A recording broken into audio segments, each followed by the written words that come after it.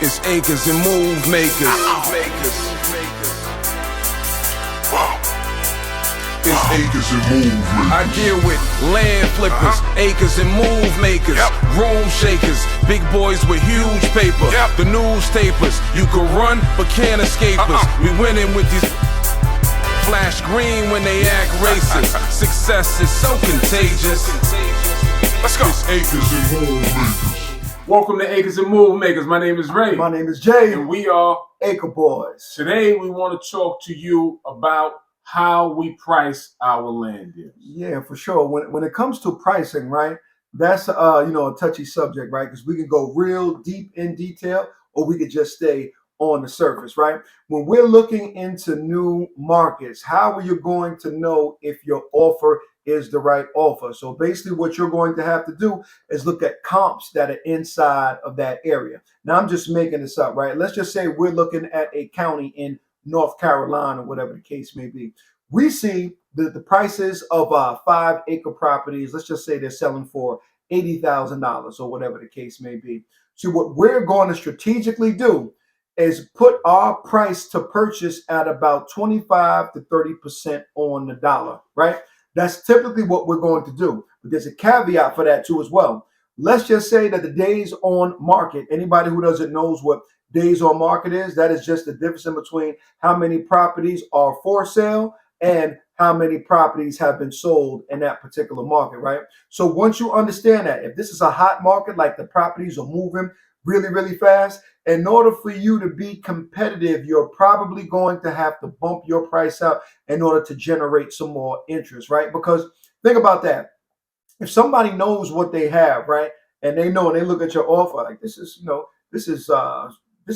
a cheap offer or whatever the case may be. You just want to engage them enough to intrigue them in order to give you a call back and start the dialogue from there. So pricing is very important, and it could change from market to market. Depends on where you are. Now, if I have a market that I'm starting to invest in, right, and let's just say the days on market are, let's say 100 days on market, 120 days on market, my pricing will reflect what's going on inside that market. So in that market, I might put that property at 25 to 30% on the dollar and just leave it there and then get my correspondences back based off of that. So pricing is a delicate subject, and it's going to shift depending on what market that you're in.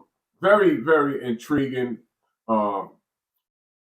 conversation about this, because everybody may not want to be a land flipper, right? So let's not assume that everybody is looking to flip land. Some people may just be looking to buy land to build their dream home on. Some people just may want to buy land to keep in the family or have it to give down to their children or whatever. So this concept works for both, for investors like ourselves, for land flippers, or for someone that's looking to just come in and get some property at a discounted price, right? So if you're looking to get it at a discounted price and you want to hold on to the property, then you probably wouldn't be sending out thousands and thousands of offers like an investor like ourselves would be doing. For us, the more, the better. So it's more the price for us at that point.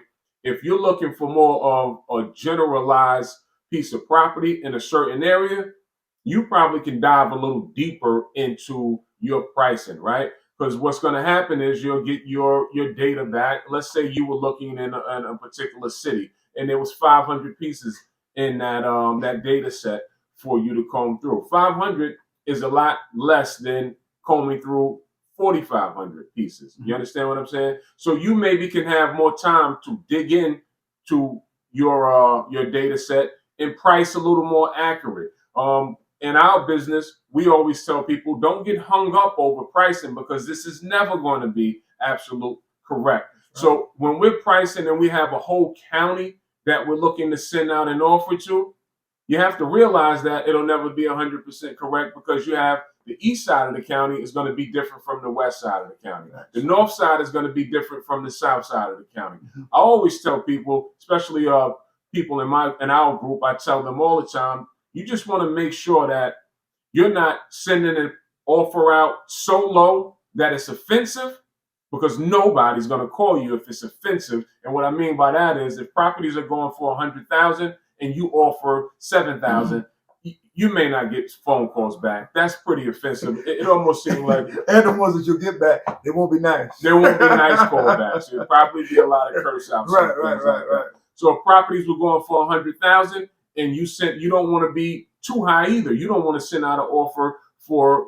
88,000 because it's not enough room. It's not enough profit. You don't want to spend $88,000 to make $12,000. Sure. So you want to find a nice medium or a nice range to where it's not offensive and not too high that everybody wants to sell to you. Because if you overprice it, you're going to be over flooded with phone calls, and everybody is going to want to sell your land. You have a lot of deals to go at retail price. at retail prices. Right. You understand? And when you're dealing with these margins, if you don't have these margins in there, there's no room for error. If you buy a piece of property and it doesn't sell, you can't even really drop your prices because you're too high. So pricing is very intriguing. If you're looking to do it from an investment standpoint, I would use that same method we just explained. Just go into it and find like a medium. If you can find that medium, get them out the door. Don't be hung up on these things.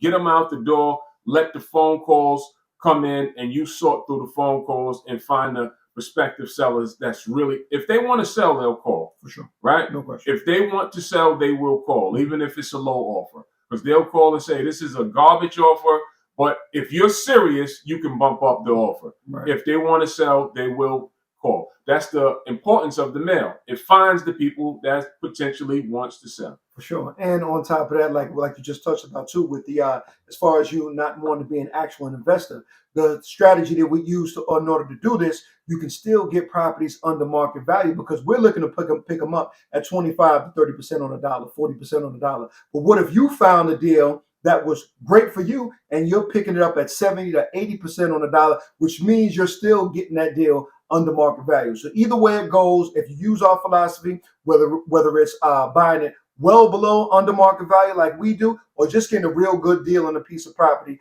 the strategy that we use works either way. For sure. So you find this content to be valuable. Like, comment, subscribe Let's to go. the page, help us grow this YouTube channel, and we'll continue to bring as much as free value as we humanly possibly can. Right. So to the next time, invest in dirt. It's the cleanest way to make money. Peace, y'all.